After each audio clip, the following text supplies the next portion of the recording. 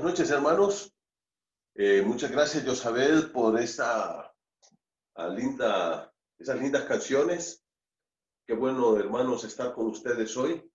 Es una enorme bendición y esa fidelidad de Dios es la que nos sostiene, esa fidelidad de Dios es la que nos anima y nosotros podemos, queridos hermanos, descansar en esa paz que tenemos un Dios fiel y su palabra, su promesa es fiel.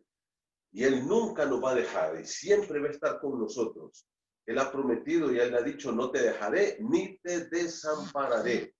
Así es que yo quiero animarles en esta hora para que podamos seguir confiando en el Señor, para que podamos seguir descansando en ese Dios de amor que tanto nos ama, en ese Dios de amor que tanto cuida de cada uno de nosotros. Como dice en ese pasaje que estaba ya al final de este precioso canto, por las misericordias de Jehová no hemos sido consumidos, porque nunca decayeron sus misericordias.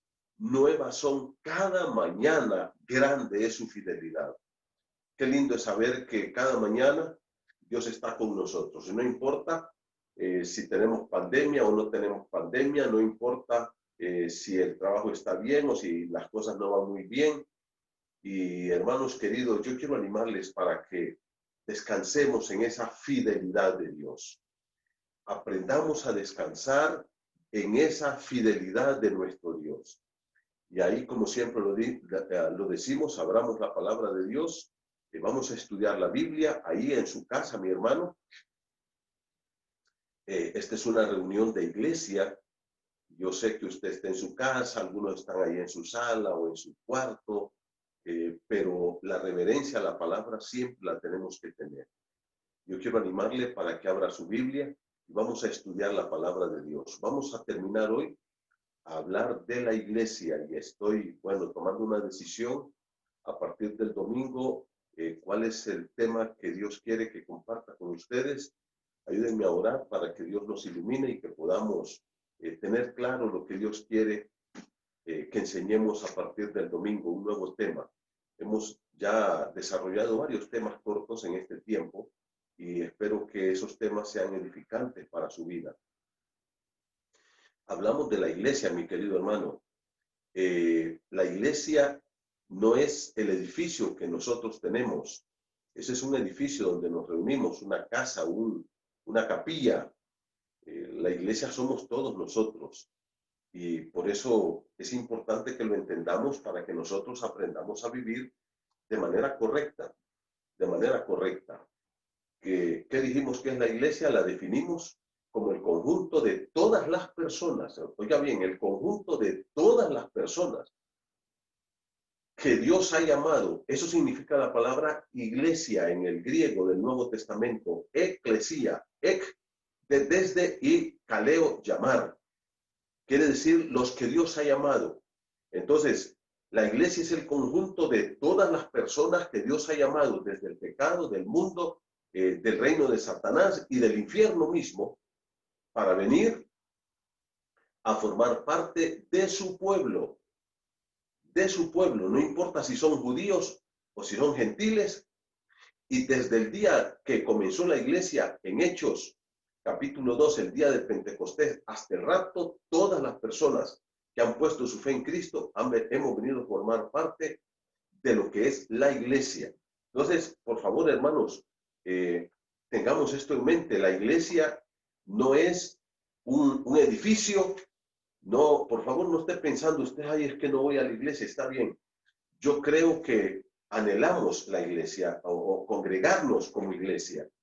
Anhelamos adorar juntos, ver a nuestros hermanos, compartir con ellos, hermanos que tanto amamos. Pero eso solamente es la reunión, pero la iglesia somos todos nosotros. Y eso tenemos que meterlo en la mente, en el corazón, para que eso transforme nuestras vidas y que nosotros entonces no nos volvamos religiosos. Porque lo que ocurre, mi hermano, es que muchas personas entonces se tornan religiosas. ¿Qué quiere decir eso? Que solo el domingo, cuando están allá reunidos, es que se portan bien, es que ese día es el único día que andan en santidad y procuran agradar a Dios, pero una vez que salimos del edificio, las cosas cambian. Y eso se llama religiosidad. Eso es religión. Y el Señor no quiere religiosos. El Señor quiere gente espiritual. Los fariseos eran religiosos, los saduceos eran religiosos. Cristo era espiritual. Y Él le dijo a sus discípulos, tienen que ser mejor que los escribas y fariseos. ¿Y cómo vamos a ser mejor que los religiosos? Jesucristo lo dijo de una forma clara. Bienaventurados los de limpio corazón, porque ellos verán a Dios. Toda mi vida, mis actos, mis pensamientos, mis actitudes, mi comportamiento, todo mi ser, mis sentimientos, mis emociones, mi conciencia, debe de salir de un corazón limpio, lavado con la sangre de Jesucristo. Por tanto, la iglesia somos nosotros, y donde estás tú y donde estoy yo, ahí está la iglesia. Ahorita la iglesia está aquí estamos como iglesia, con mi esposa, congregados. Ahí donde tú estás con tu esposa y tus hijos, ahí está la iglesia. Esa es la iglesia. Entonces, hermanos, ¿qué dijimos que era la iglesia? Bueno, dijimos tres cosas en la última reunión. Primero, la iglesia son todos los santos del Señor. Y así lo dice la palabra de Dios en 1 Corintios 1, 1 y 2, 2 Corintios 1, 1 y 2, Efesios 1, 1 y 2. Dice a los santos, a la iglesia que está en Corinto, dice a los santos y fieles en Cristo Jesús. Y dice con todos los que en cualquier lugar invocan el nombre de Cristo. Entonces, ¿qué es la iglesia? Somos todos los santos. ¿Y por qué nos llama santos? No porque seamos impecables, sino porque fuimos apartados y le pertenecemos al Señor. Entonces nosotros somos ¿qué? Somos los santos del Señor. Esa es la iglesia. Pero también dijimos que la iglesia es el cuerpo de Cristo. Y eso Pablo lo ilustra muy bien. Esa es una metáfora, lógicamente, en el libro de 1 Corintios capítulo 12, cuando habla de que el cuerpo es uno y tiene muchos miembros, y nosotros entonces somos el cuerpo de Cristo. Aquí en el libro de Efesios estuvimos viendo bastante la carta a los Efesios porque es la carta más eclesiológica que hay en el Nuevo Testamento. Esta carta habla mucho de lo que es la iglesia. Y por eso escogimos estos 10 versículos donde el apóstol Pablo habla mucho de la iglesia. Hay otras cartas donde habla más. Por ejemplo, en 1 Corintios menciona la iglesia 20 veces, en Apocalipsis la menciona 20 veces, pero aquí la menciona 10 veces. Ahora, ¿qué dice aquí? Por ejemplo, en el versículo, miren conmigo, por favor, capítulo 2. La palabra de Dios dice que la iglesia es el cuerpo del Señor Jesucristo. Bueno, vamos a ir al capítulo 1. Dice el versículo número 23, sobre toda la principado y potestad y señorío que se nombra no solamente en este siglo, sino también en el venidero. Y sometió todas las cosas bajo sus pies y lo dio por cabeza sobre todas las cosas a la iglesia, la cual es su cuerpo. Yo les decía que esto me emociona a mí porque dice que puso todas las cosas bajo sus pies, pero la iglesia no está bajo los pies. La iglesia es el cuerpo de Cristo. Las demás cosas están bajo sus pies. Sus enemigos, dice, serán puestos por estrado de sus pies. Incluso la Biblia dice que en breve, el Señor aplastará a Satanás bajo nuestros pies. Fíjense, ni tan siquiera dice bajo los pies de Cristo, sino bajo nuestros pies. Porque nosotros no estamos bajo los pies de Cristo. Nosotros somos el cuerpo de Cristo. Y esto es hermoso. Él es nuestra cabeza. Entonces habla de una relación vital, viva, dinámica. En tercer lugar, dijimos que la iglesia es el misterio de Dios. Misterio es algo que estaba escondido por todos los siglos y que no se había revelado hasta que vino Jesucristo. En el libro de Mateo 16, 18, Jesucristo por primera vez menciona a la iglesia. ¿Qué dice? Dice, yo edificaré mi iglesia. Primera vez que se menciona a la iglesia. ¿Y qué dice Pablo aquí en el libro de Efesios capítulo 3? Dice que este misterio estaba escondido. Versículo 3 dice que por revelación me fue declarado el misterio. que antes os he escrito brevemente, leyendo lo cual podáis entender cuál sea mi conocimiento en este misterio de Cristo. Misterio que en otras generaciones no se dio a conocer. O sea, Dios lo tenía muy secretamente guardado en su mente y en su corazón. Allí estábamos tú y yo, porque nosotros somos la iglesia. ¿Y cuál es este misterio? Bueno, dice que de ambos pueblos Dios hizo uno solo. Y entonces por eso nosotros, a la luz de esta verdad, en el verso 10, por ejemplo, dice, para que la multiforme sabiduría de Dios sea ahora dada a conocer por medio de la iglesia. ¿De qué está hablando Pablo en este misterio? Está hablando de la iglesia. Ahora, a esta iglesia, la Biblia le llama, versículo número 14, 2:14, mira conmigo, por favor, porque en él es nuestra paz, que de ambos pueblos somos el pueblo de Dios, hizo uno, un solo pueblo. Ahora, ¿este uno qué es? Esta es la iglesia. Esta es la iglesia. Entonces, primero dice que somos un pueblo. Luego dice el versículo número 16, y mediante la cruz reconciliar con Dios a ambos en un solo cuerpo. Ahora también le llama un cuerpo. La iglesia es el cuerpo de Cristo. La iglesia es entonces el pueblo de Dios, la iglesia es el cuerpo de Cristo. En el versículo número 19, 2:19, dice, así que ya no sois extraños o extranjeros ni advenedizos, sino conciudadanos de los santos y miembros de la familia de Dios. Ahora dice que también somos la familia de Dios. Entonces, ¿cómo le llama? ¿Un pueblo? Le llama un cuerpo, le llama la familia de Dios, versículo número 21, de quien todo el edificio bien coordinado, ¿cómo le llama? Le llama en cuarto lugar un edificio. Y luego dice, bien coordinado va creciendo para ser un templo santo al Señor. Mira, solamente aquí a la iglesia se le dan 5 nombres. ¿Cómo se le da el nombre? El pueblo de Dios, el cuerpo de Cristo, la familia de Dios, el edificio de Dios y el templo de Dios. Y a todo esto, estas metáforas, que cada una de ellas tiene una enseñanza increíble que nosotros deberíamos de profundizar en cada una de ellas. ¿Qué dice? Todo eso es la iglesia del Señor. Yo quiero animarte, mi querido hermano, para que cada uno de nosotros podamos entender esto.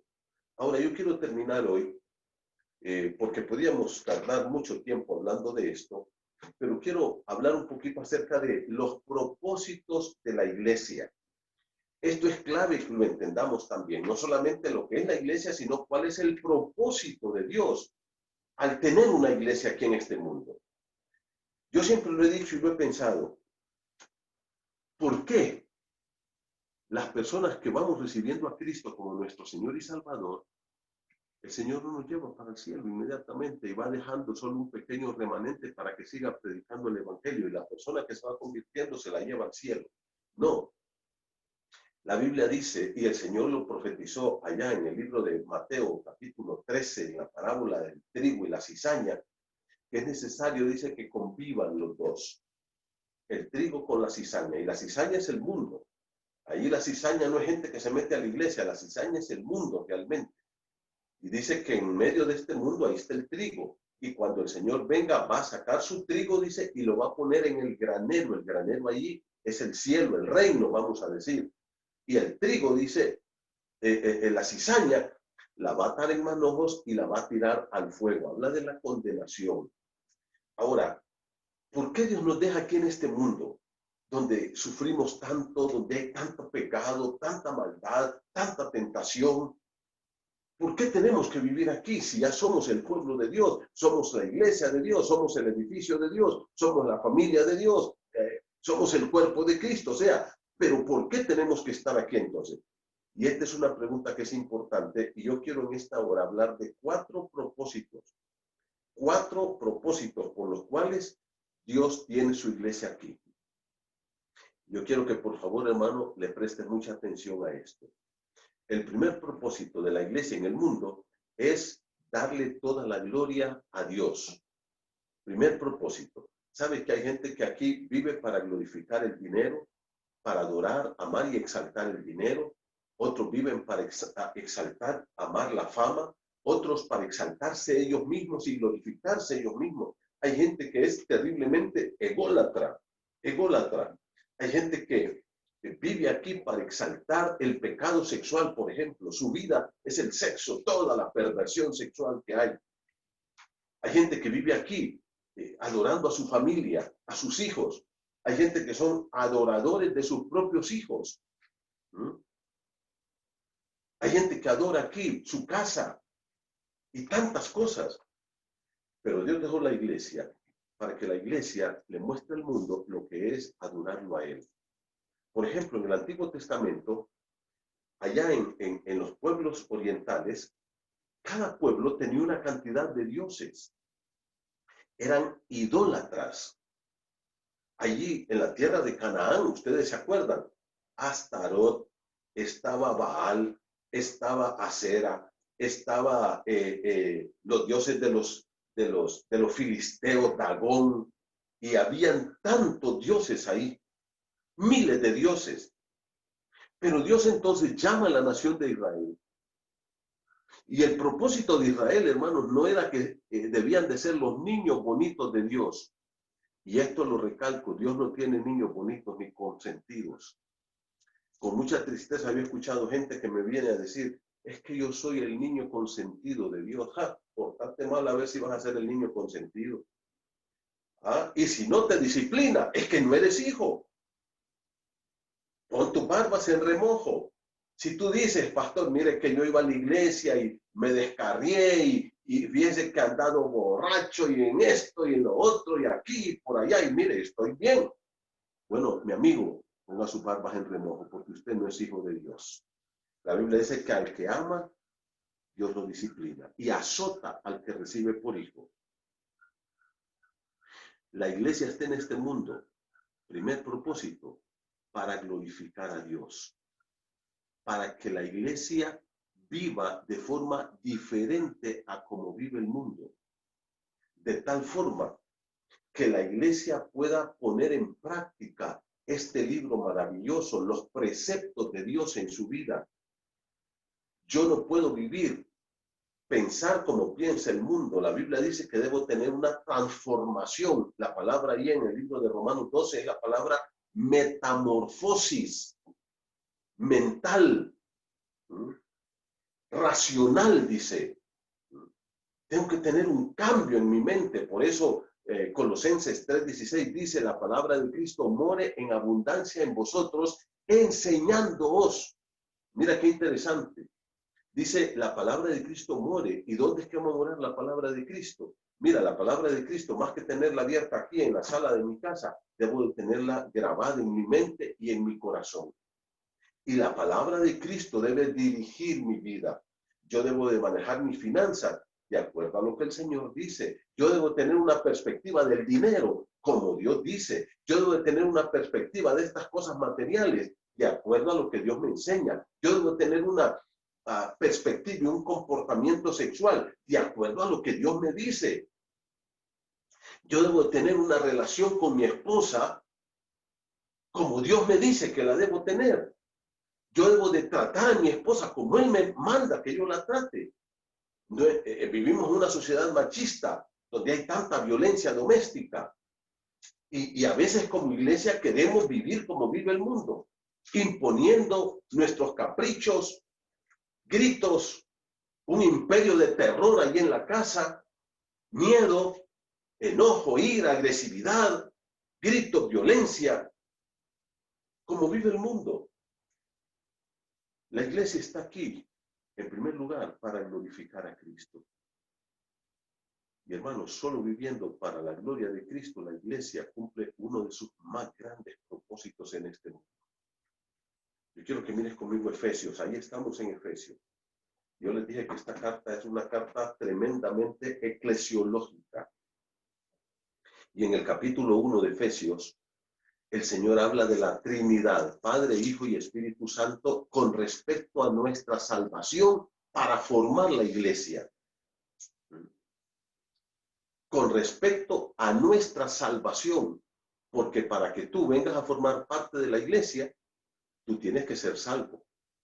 Si no eres salvo, no puedes formar parte de la iglesia. Puede ser que tengas una membresía en un grupo religioso, pero no tienes salvación, no tienes perdón, no tienes vida eterna. y no es un grupo que te va a dar la vida eterna. A veces yo le pregunto a las personas, ¿usted es salvo? Y con tristeza escucho que me dicen, es que mire que yo estoy asistiendo a una iglesia. Yo no he preguntado si asistes a una iglesia. ¿Eres salvo? ¿Eres salvo realmente? Entonces, hermano, yo quiero invitarte, motivarte, animarte para que tú reflexiones en esto de la salvación. El Padre, el Hijo y el Espíritu Santo trabajaron para nuestra salvación. Yo quiero que vayas conmigo a Efesios capítulo 1, verso 3. Dice, bendito sea el Dios y Padre de nuestro Señor Jesucristo, que nos bendijo, ¿quién? El Dios y Padre de nuestro Señor Jesucristo, nuestro Dios soberano, con toda bendición espiritual en los lugares celestiales en Cristo. Todas las bendiciones nuestras son en Cristo. ¿Y cómo son las bendiciones? Dice, con toda bendición espiritual. Ahora, ¿qué hizo Dios? ¿Cuáles son estas bendiciones espirituales que tenemos? Versículo 4. Nos escogió en Él. Él aquí es Cristo. Fuimos escogidos en Cristo. Y mira cómo dice, antes de la fundación del mundo. Y esto es lo que Pablo dice en el capítulo 3 de Efesios, que era un secreto que estaba escondido por los siglos. Imagínate, la iglesia era un secreto en la mente y en el corazón de Dios, y dice, esto de mi salvación y de tu salvación, hermano, fue programado por Dios, planificado por Dios, pero dice, antes de que este mundo fuera formado, ya estábamos en la mente de Dios, y Él nos escogió en Cristo Jesús. Dice en el versículo número 4, antes de la fundación del mundo, y mire el propósito de nuestra elección, esto implica, ¿por qué Dios me escogió a mí? Para que sean santos y sin mancha delante de Él, apartados para Él. Primero, esa santificación posicional, yo soy santo. ¿Por qué? Porque Dios me escogió para Él y me apartó para Él. Pero en este caminar con Él, yo tengo que procurar una vida de santidad también. Ahora, no vamos a ir de detalle en detalle porque aquí esto es enormemente rico en enseñanza. Solamente quiero que vayas conmigo al versículo 6. Mira cómo dice, para alabanza de la gloria de su gracia, con la cual nos hizo aceptos en el amado. ¿Quién es el amado? En Cristo Jesús. ¿Cuál es el propósito por el cual Dios te escogió, hermano? Para que seas santo y sin mancha. Para que tú seas apartado para Él y tengas la pureza de Dios, santo y sin mancha, sin ninguna contaminación moral. ¿Pero con qué propósito final? Versículo 6. Para alabanza de la gloria de su gracia. La iglesia está aquí para darle toda la gloria a Dios, a ese Dios de gracia que nos escogió y nos salvó. Versículo 7, en quien tenemos redención por su sangre. En quien es un pronombre relativo que hace referencia al amado del versículo 6. En el amado, en Cristo Jesús, ¿qué tenemos? Redención por su sangre y ¿qué más? El perdón de pecados. ¿Qué hizo Cristo por nosotros? Él fue a la cruz del Calvario y Él tomó nuestro lugar y murió por nosotros en la cruz. Y ahí en la cruz pagó por mis pecados. Fue sepultado y resucitó. Y resucitó. Y ahora dice que en Él, en Cristo, versículo número 11, tenemos herencia. Una herencia eterna, la vida eterna. Habiendo sido predestinados conforme al propósito del que hace todas las cosas según el designio de su voluntad. Y ahora mira el propósito por el cual Cristo murió, resucitó y nos salvó. Versículo número 12, a fin de que seamos para alabanza de su gloria. ¿Para qué está la iglesia aquí? Para glorificar a su Salvador Jesús, para glorificar a su Dios, para alabanza de su gloria. Y esto es algo que debemos meditarlo bien. Yo te hago una pregunta a ti. ¿Le estamos dando gloria a Dios con nuestra vida, al Señor Jesucristo? Y mira el versículo número 2, 13, dice, en él también, otra vez aquí es en Cristo, también vosotros, habiendo oído la palabra de verdad, el evangelio de vuestra salvación, y habiendo creído en él, fuisteis sellados con el Espíritu Santo de la promesa. Ahora, ¿de quién va a hablar aquí? Del Espíritu Santo. Entonces, el Padre nos escoge en Cristo para que seamos santos, apartados para él, y que seamos sin mancha, que llevemos una vida de pureza moral, para que seamos para alabanza de su gloria. Ahora Cristo vino, se hizo hombre, Dios hombre, una persona con dos naturalezas unidas por la eternidad, pero sin mezclarse entre ellas. Eso es importante, ¿okay? Sin confundirse entre esas dos naturalezas. Ese Dios eterno se hizo hombre y vino, tomó nuestros pecados y pagó en la cruz. Fue sepultado, resucitó y ahora nos ha salvado para que seamos para la gloria de su nombre. Y ahora, cuando recibimos a Cristo como nuestro Salvador, la Biblia dice, fuimos sellados con el Espíritu Santo de la promesa. ¿Qué hizo el Espíritu Santo? Nos selló. ¿Y qué es ahora en nosotros? Versículo 14, que es las arras de nuestra herencia. Es el compromiso que Dios me ha dado a mí, el adelanto de mi salvación. Tengo al Espíritu Santo de Dios en mi vida, soy templo del Espíritu de Dios, soy templo del Dios viviente, como lo dice Pablo en el libro de 1 Corintios 6, somos templo del Dios viviente, y en 2 Corintios también lo repite el mismo concepto. El Espíritu Santo vive en mi corazón. ¿Y qué dice la Escritura? Que es las arras. Las arras es el anticipo que Dios me dio, como decíamos en ese canto que entonamos hace un momento atrás. Él es fiel y Él me ha dicho, yo te voy a salvar y te voy a dar un anticipo. ¿Qué me anticipó? El Espíritu Santo vive en mi corazón. ¿Y con qué propósito? El Espíritu Santo me selló, y el Espíritu Santo son las arras de Dios que tengo en mí, que garantiza mi salvación eterna. Versículo número 14 al final, hasta la redención de la posesión adquirida para alabanza de su gloria. ¿Para qué está la iglesia aquí, hermanos? Está para glorificar el nombre de Dios. ¿Sabes una cosa? Que ese fue el propósito de Cristo en la tierra. Mire conmigo Juan capítulo 17, por favor. Mira conmigo Juan 17. Vamos a la palabra de Dios y busca conmigo en la Escritura. Esto es lo que yo llamo el gran discurso de despedida de Jesucristo. Y mira cómo dice el versículo 1, Juan 17, 1.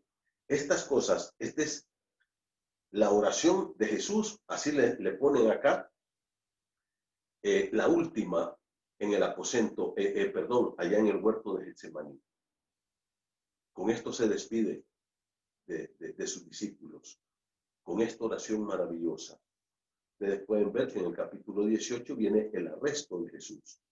Y dice, estas cosas habló Jesús, y levantándonos los ojos al cielo dijo, Padre, la hora ha llegado. Y mira cómo dice, glorifica a tu Hijo para que también tu Hijo te glorifique a ti. Versículo 4, subrayen este versículo.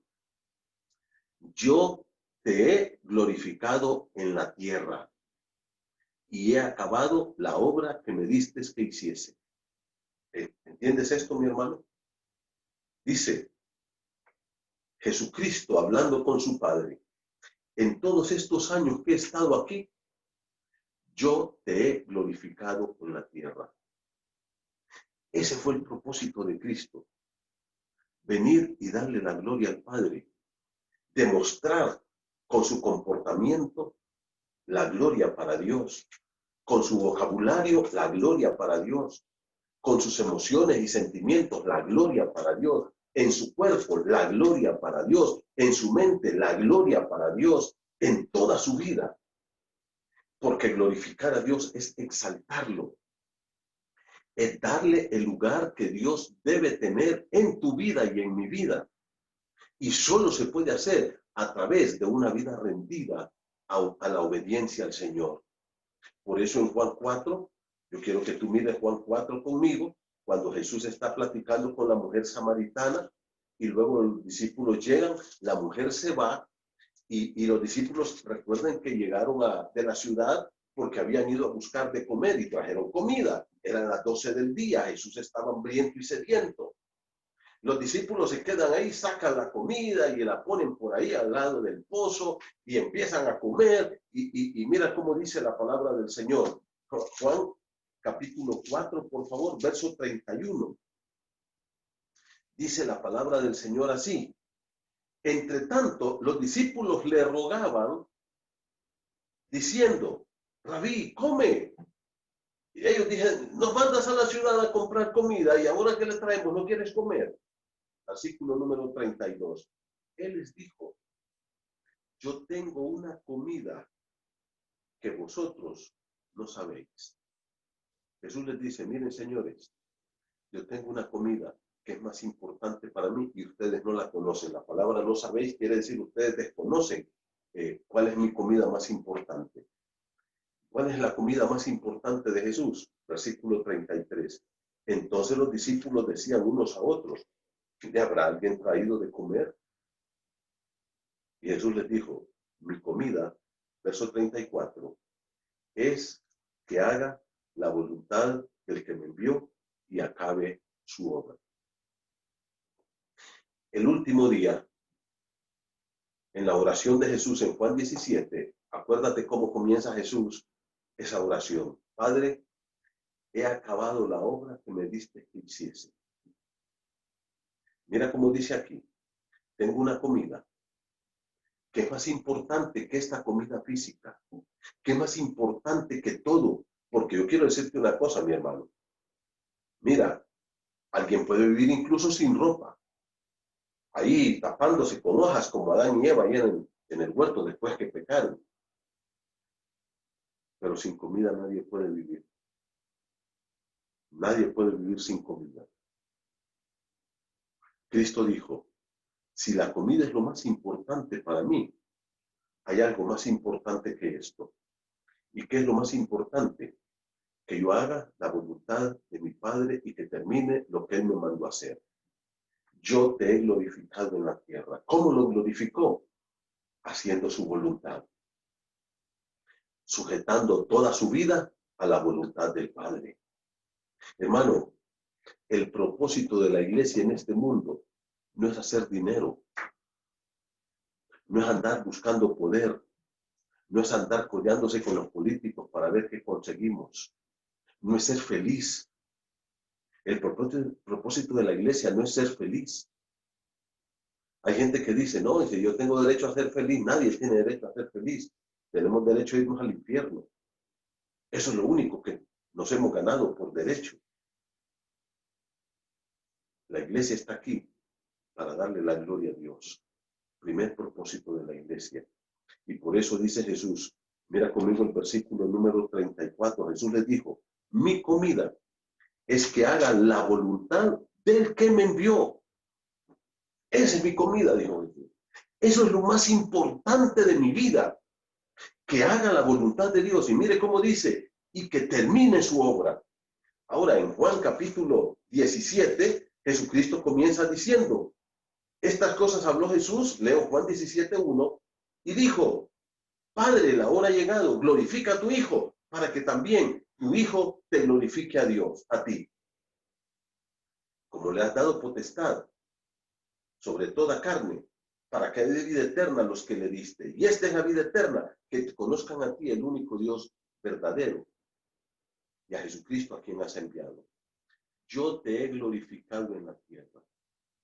¿Y qué dice? Y he acabado la obra que me diste. Yo te hago una pregunta, hermano. ¿Tú estás haciendo la obra de Dios?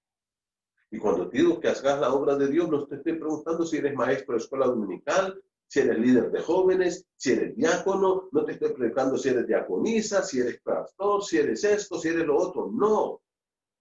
Te estoy preguntando en tu propia vida. Como esposo, ¿estás haciendo la obra de Dios? Como hijo, como padre, como madre, como empleado, como vecino.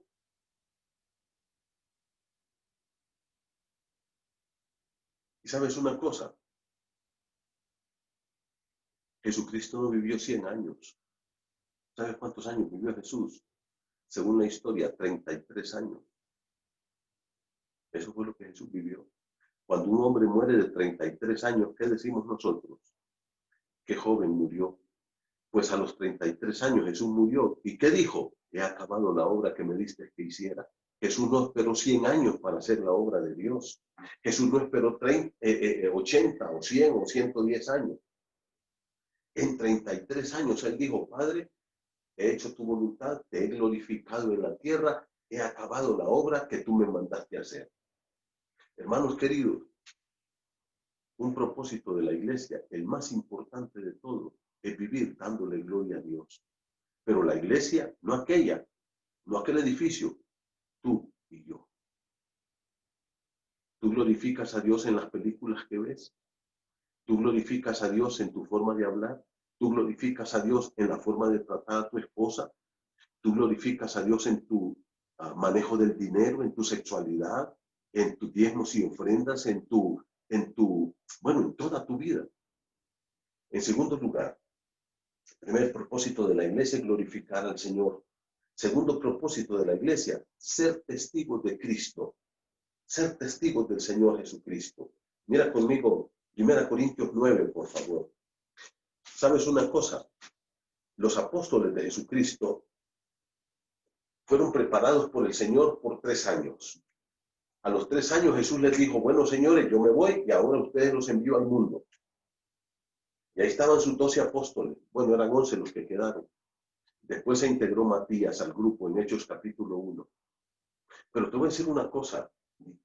¿Sabes lo que hicieron los apóstoles? Después de que recibieron el poder del Espíritu Santo, que fueron bautizados con el Espíritu Santo y vinieron y inauguraron la iglesia y se inauguró la iglesia, vamos a decir. ¿Sabe qué fue el propósito de la vida de los apóstoles? No fue hacer dinero, no fue ser felices, no fue acumular bienes, fue predicar el Evangelio, dándole la gloria a Dios, por supuesto. Mira lo que dice el apóstol Pablo. 1 Corintios capítulo 9, por favor. 1 Corintios capítulo 9. Dice el apóstol Pablo de la siguiente manera. Voy a leer el versículo número 16. 1 Corintios 9, 16. Mira lo que dice. Pues si anuncio el Evangelio, no tengo de qué gloriarme. ¿O por qué gloriarme? ¿Te das cuenta? Pablo dice, ¿por qué me voy a sentir orgulloso de estar predicando el Evangelio y de hacer aspavientos y de andar así haciendo alardes de que yo predico el Evangelio? ¿Qué dice el versículo 16? Porque me es impuesta necesidad. ¿Y qué dice? Y ay de mí si no predicar el Evangelio. ¿Sabes para qué vivió Mateo? ¿Para qué vivió Tomás? ¿Sabes para qué vivió Pedro y Andrés y Jacobo y Juan y Bartolomé y todos los apóstoles del Señor? Solo para una cosa. Vivieron para predicar el Evangelio, hermanos. Y murieron por la causa del Evangelio. Toda su vida se metió en la predicación del Evangelio de Jesucristo. Porque ese es el segundo propósito más importante de la iglesia, ser testigos de Cristo, predicar el Evangelio. Y mira cómo sigue diciendo Pablo en el verso número 17. 1 Corintios 9, 17. Por lo cual, si lo hago de buena voluntad, o sea, si me nace y lo hago, ¿qué dice? Recompensa tendré. Pero si de mala voluntad, ¿qué dice? La comisión me ha sido encomendada. Pablo dice, como sea, aunque a veces lo hagamos de mala voluntad, pero de todas maneras, dice Pablo, tenemos el mandato de predicar este evangelio a toda criatura. Y hermanos, estamos viviendo en un tiempo donde tenemos que volver a predicar el verdadero evangelio de Jesucristo porque se está pervirtiendo, como dice Pablo en Gálatas capítulo 1. Ya no se está predicando el verdadero evangelio. Está predicando a veces pura basura, puras mentiras, iglesias entre comillas fundamentadas en un falso evangelio. ¿Y qué dice la palabra? Versículo 18. Pues Pablo pregunta, ¿y cuál es mi galardón? Mira la respuesta, que predicando el evangelio presente gratuitamente. No podemos cobrar. No podemos andarle diciendo a la gente que si quiere ir al cielo tiene que darle dinero a la iglesia o al pastor o al apóstol o al profeta. Esa es herejía. Esa gente deberíamos de apedrearlos por mentirosos. Son satanistas vestidos de pastores y de apóstoles y de profetas. Mira cómo dice que predicando el evangelio presente gratuitamente. Y es la misma palabra que Pablo usa en el libro de Romanos 3:24. Romanos 3:23 dice, por cuanto todos pecaron y están destituidos de la gloria de Dios, siendo perdonados gratuitamente. El evangelio es gracia. No tiene que pagar nada la persona. Cuando Pedro llegó a Samaria y miró el avivamiento, apareció aquel brujo llamado Simón. ¿Y qué le dijo? Pedro, te voy a dar pisto para que me des también de ese poder y que yo también pueda hacer esto. ¿Y qué le dijo Pedro? Pedro no era predicador de la prosperidad. Le dijo, tu dinero perezca contigo. Porque has pensado que el don de Dios se compra con dinero. Nadie puede comprarle a Dios nada. Ni las bendiciones materiales, ni las bendiciones espirituales. Todo lo que yo soy y tengo es pura gracia de Dios. El perdón que Dios me ha dado es gracia de Dios. Dios me adoptó como su hijo, es gracia de Dios. Dios me regaló la vida eterna, es gracia de Dios. Dios me dio esta camisa, es gracia de Dios. Dios nos ha dado esta casita, es gracia de Dios.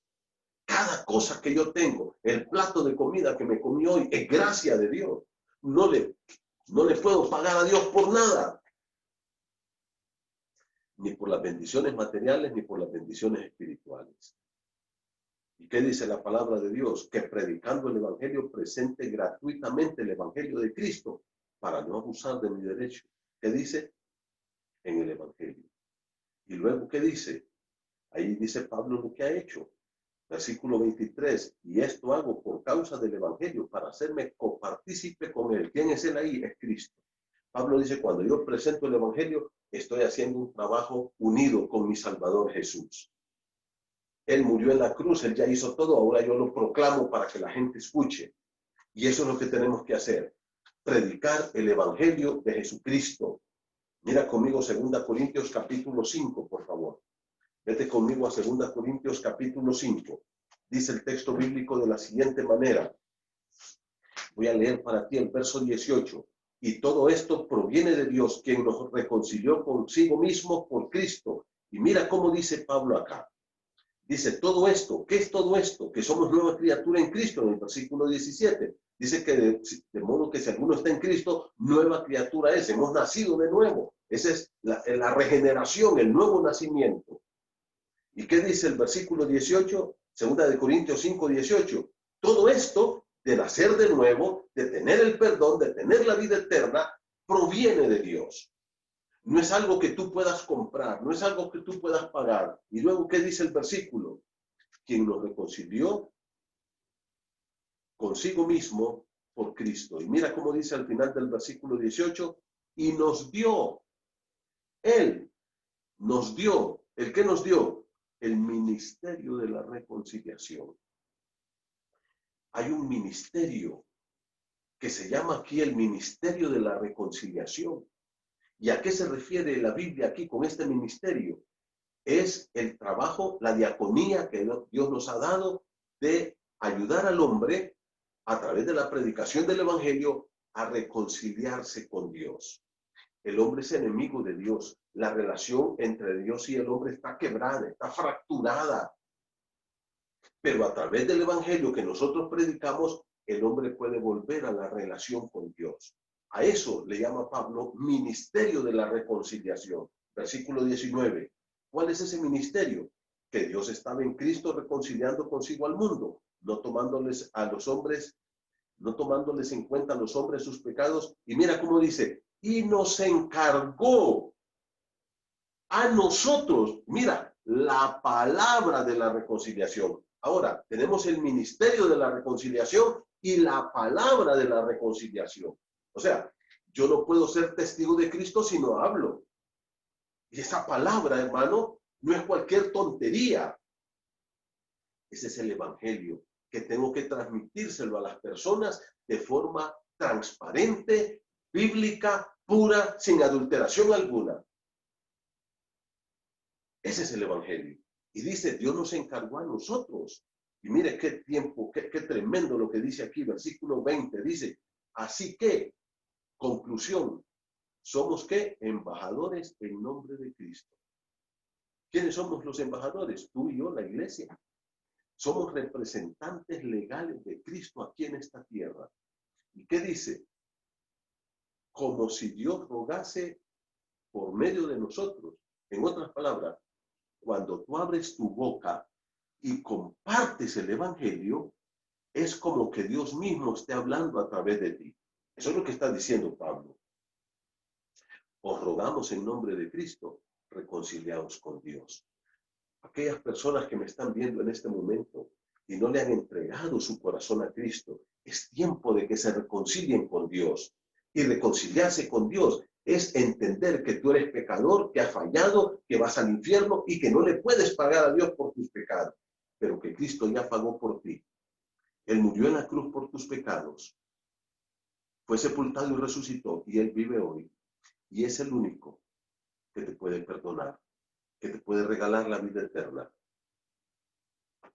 Si tú te arrepientes de tu pecado, le pides perdón y recibes a Cristo por la fe en tu corazón, serás salvo.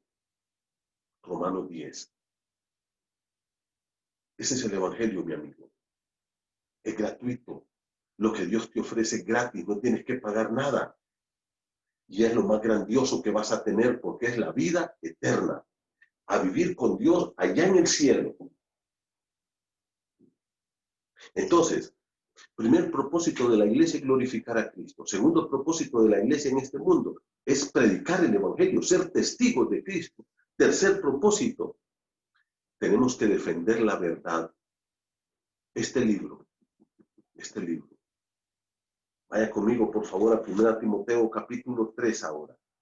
Tenemos que hacer que la iglesia defienda la verdad de Dios. Hoy que hay tanta confusión, hoy que se está dando tantas ideas orientales, la gente confundida, la gente desorientada, la gente perdida, aún en las mismas iglesias.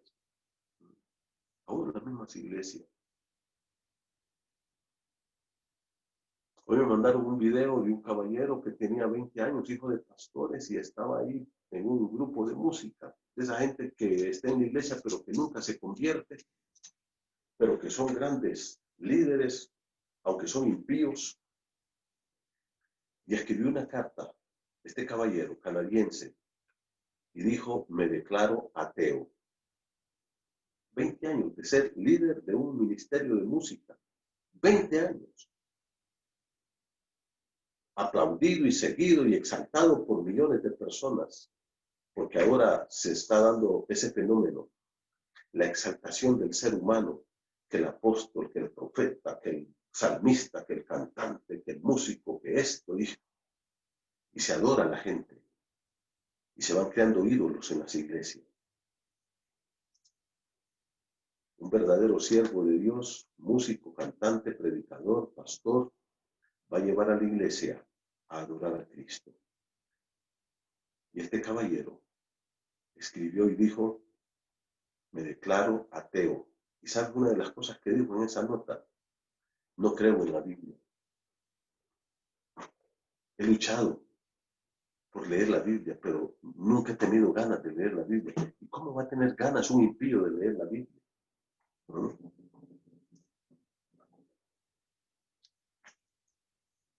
Esa gente no es que se deslizó, es que nunca creyó. La iglesia está para defender la verdad, para amarla, para que este libro se convierta en el alimento más grande de tu alma, para que se convierta en la dirección de la iglesia, la doctrina de la iglesia, la práctica de la iglesia, la alabanza de la iglesia, el culto en la iglesia, la ofrenda en la iglesia. Todo debe estar basado en este libro. todo. La iglesia es la defensora de la verdad. El evangelio debe estar basado en lo que el Señor nos enseña en este libro. Mira conmigo, 1 Timoteo capítulo 3, versículo 14, dice: esto te escribo, aunque tengo la esperanza de ir pronto a verte, para que sepas cómo debes conducirte en la casa de Dios. ¿Cuál es la casa de Dios? Dice que es la iglesia del Dios viviente. Pablo le dice a Timoteo que estaba pastoreando la iglesia de Éfeso. Sabes que esa iglesia de Éfeso fue muy bendecida. Fue fundada por el apóstol Pablo. Pablo trabajó ahí 3 años con los hermanos. Luego Timoteo llegó. El apóstol Juan llegó ahí, a Éfeso. Y fíjate que ahí Pablo le escribe la carta a los Efesios. Luego Pablo le escribe a Timoteo 2 cartas estando en Éfeso. Luego Jesucristo le manda otra carta ahí en el libro de Apocalipsis capítulo 2. Y probablemente Juan también les escribe a los Efesios en la primera carta de Juan. O sea, fue una iglesia enriquecida realmente. Ahora, ¿qué le dice? Quiero que sepas cómo conducirte. ¿Y dónde le dice? En la casa de Dios. Mire que aquí a la iglesia, ¿cómo se le llama? Casa de Dios. Y luego inmediatamente Pablo dice que es la iglesia del Dios viviente. Pablo le dice, tú tienes que aprender a hacer las cosas correctamente en la iglesia. Porque esa iglesia, primero, no es tuya. Mira cómo le dice el versículo. Es la casa de Dios. La iglesia somos la casa de Dios, donde Dios vive. Pero luego le dice que es la iglesia del Dios viviente. Hermanos, la iglesia bíblica El Molino no es de Manuel Puerto, no es del pastor Raúl Chirinos, no es de la Asociación Bíblica El Molino, es del Dios viviente. Por tanto, lo que yo y los líderes hagamos ahí tiene que estar sustentado en lo que Dios dice que debemos hacer. El mensaje que yo predico no debo de ser un invento, debe de ser un estudio serio de la Biblia para compartir lo que Pablo le dice a Timoteo, que use bien la palabra de verdad, que predique la palabra, le dice en 2 Timoteo 4, 1 y 2. ¿Por qué debemos defender esta palabra? ¿Por qué? Porque es la única dirección santa, sana, buena, segura que tenemos nosotros. Mira cómo dice el versículo 15, dice que es la iglesia del Dios viviente y mira, columna y baluarte de la verdad.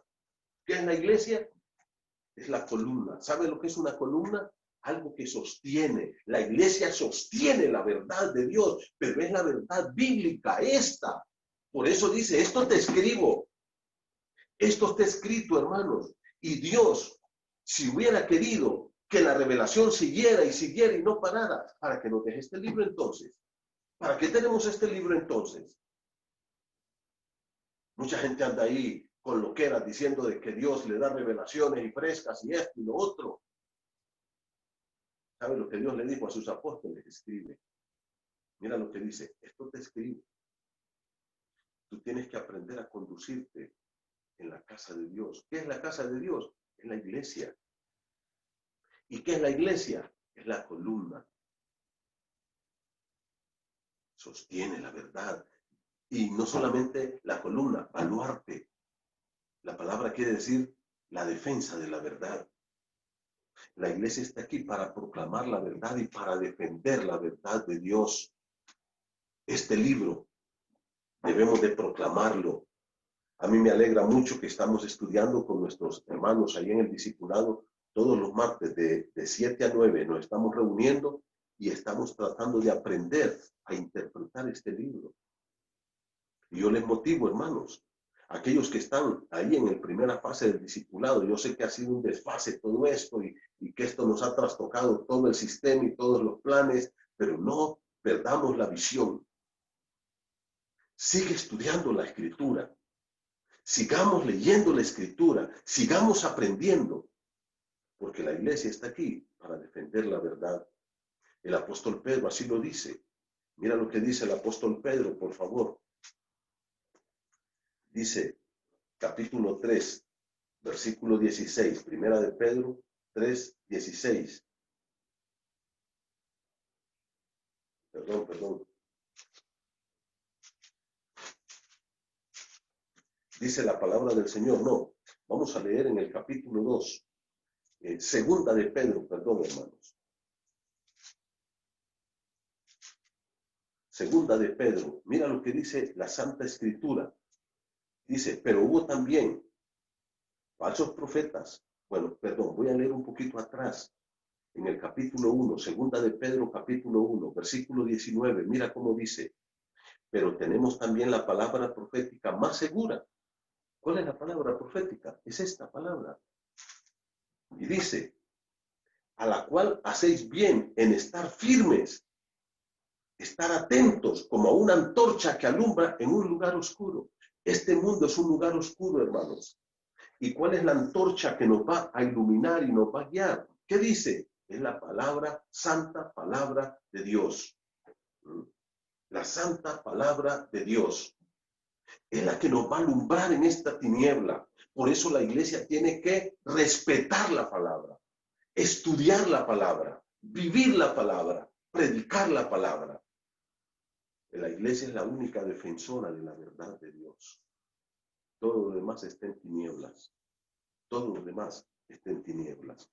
Entonces, queridos hermanos, dice la palabra de Dios aquí en 2 Pedro capítulo 1, verso 20, entendiendo primero esto, que ninguna profecía de la Escritura es de interpretación privada. ¿Qué quiere decir esto?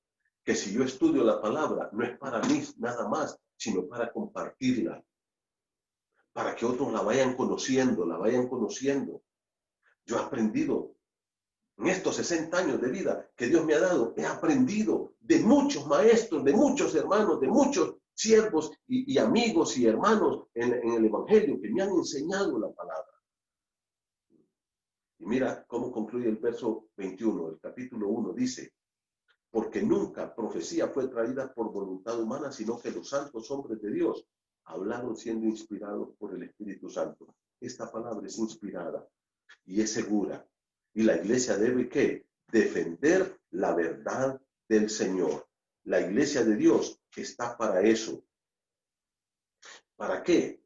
Y quiero terminar con Primera de Pedro, capítulo 3, verso 15. Mira cómo dice.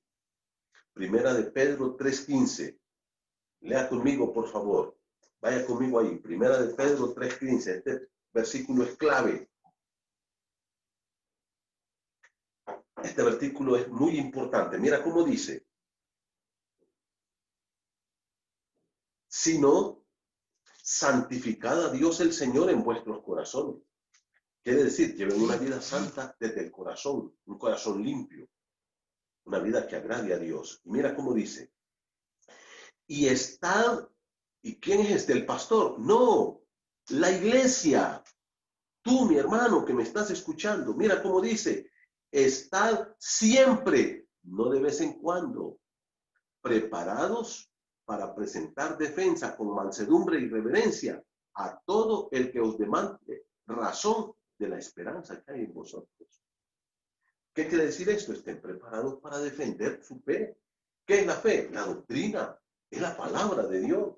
Dice que todos nosotros, en la iglesia, toda la iglesia, debe estar preparada. Ahora, esto nos lleva al cuarto punto entonces. Primer punto. ¿Cuál es el propósito más fundamental y más grandioso de la iglesia? Es glorificar al Dios Padre, a Jesús y al Espíritu Santo. Darle a ellos toda la honra y la gloria. Segundo, la iglesia está aquí para ser testigo de Cristo y presentar el Evangelio a todo este mundo perdido. Tercero, la iglesia está aquí para defender la verdad, para proclamar la verdad. Y cuarto, la iglesia está aquí para la edificación de los santos. ¿Cómo tú, hermano, vas a estar preparado para presentar defensa de tu fe? ¿Cómo tú vas a estar preparado para ir a la gente y defender tu fe y predicarles la verdad? Vaya conmigo a Efesios 4. Vamos a terminar aquí con Efesios capítulo 4. Y voy a leer lo que dice la Escritura. Efesios capítulo 4, verso 11. La iglesia está aquí para la edificación del cuerpo de Cristo, para que el cuerpo de Cristo crezca. Dice así, Efesios 4:11. Y él mismo, hablando del Señor Jesucristo, constituyó, ¿dónde? En la iglesia, a unos apóstoles, a otros profetas, a otros evangelistas, a otros pastores y maestros. Versículo número 12. A fin de perfeccionar a los santos. ¿Te das cuenta? ¿Por qué Dios ha puesto en la iglesia gente con dones, talentos, capacidades espirituales? Dice, para que los santos vayan siendo perfeccionados. La palabra perfeccionar aquí no quiere decir impecables. La palabra quiere decir acabados. O sea, que mi carácter sea formado de forma diferente. Que mis pensamientos sean formados de forma diferente. Que mi conducta vaya siendo moldeada de forma diferente. Y dice aquí el versículo número 12, a fin de perfeccionar a los santos. ¿Qué santos? ¿Te acuerdas? La iglesia. La iglesia son los santos del Señor, todos los santos del Señor. Y dice, para la obra del ministerio, para la edificación del cuerpo de Cristo. ¿Qué es edificar? Para que crezcan. Versículo número 13, hasta que todos, subraye la palabra todos. Hermano, usted que me está viendo y no ha crecido en su fe, Dios quiere que usted crezca, que usted le conozca más, que esté preparado, como dice Pedro en 1 de Pedro 3:15, para presentar defensa del Evangelio. Todos lleguemos a la unidad de la fe. ¿Sabe qué es la fe aquí, hermano? Doctrina. Es la Biblia. A que todos estemos, digamos, a un mismo nivel de conocimiento bíblico. Que hayamos crecido todos y estemos a este mismo nivel del conocimiento de la palabra de Dios. ¿Y qué dice? Y del conocimiento del Hijo de Dios a un varón perfecto, maduro, a un hombre de Dios espiritualmente preparado, a la estatura de la plenitud de Cristo. Y mire, versículo 14, para que ya no seamos niños fluctuantes. ¿Por qué cree usted que un montón de gente? Fíjese que a mí me llama mucho la atención que hay mucha gente que a mí me ha dicho, es que yo antes iba a tal iglesia, iglesias que todavía mantienen buena doctrina, pero ahora está asistiendo a esta. Y me han dicho, y de todas maneras es lo mismo. Y yo digo, ¿qué hizo esta persona tantos años en esa iglesia? Si no sabe distinguir entre lo gordo y lo inflamado, entre el cebo y la manteca, entre buena doctrina bíblica y esos basureros espirituales. ¿Cómo es posible? ¿Cómo es posible? ¿Qué hizo esa gente en la iglesia? ¿Por qué son arrastrados en la falsedad y a esas doctrinas extrañas? Porque nunca crecieron y son niños fluctuantes, si es que son convertidos.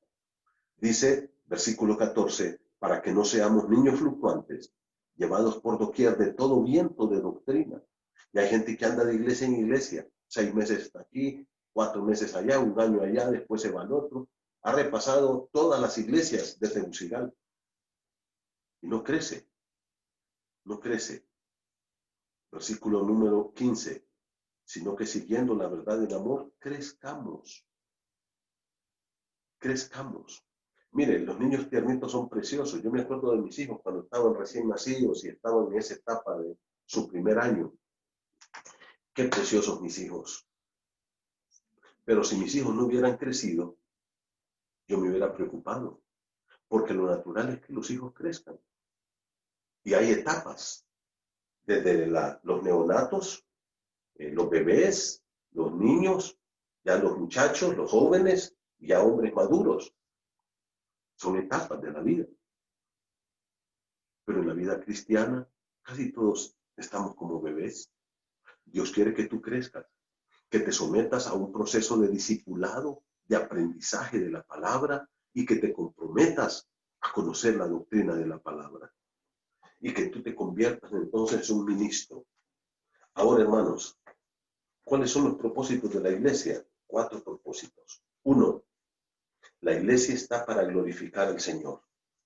Segundo, la iglesia está para dar testimonio de Cristo y predicar el evangelio verdadero a toda persona. Tercero, la iglesia está para defender la verdad, la Biblia. Y cuarto, la iglesia está para crecer en su vida espiritual. Hermanos queridos, cumplamos con estos propósitos y que Dios nos ayude. Que Dios fortalezca tu vida. y que te dé valor. Que puedas vencer las tentaciones, que enfoques tu vida en lo más importante que es Cristo, la eternidad. Y aunque tengamos que trabajar y atender nuestra empresa, el negocio, el trabajo, la familia, no descuides tu preparación espiritual, tu relación con Dios, tu santidad, y glorifica al Señor. Vamos a terminar con oración. Padre querido, gracias por este tiempo hermoso, por esta noche maravillosa. Señor, ayúdanos a que cumplamos estos propósitos. Señor, por favor, que tu iglesia pueda entender para qué cosas tú la dejaste aquí en esta tierra y que todos podamos involucrarnos en cumplir con estos propósitos maravillosos. Gracias por esta noche. Bendice a tu pueblo y edifica tu iglesia.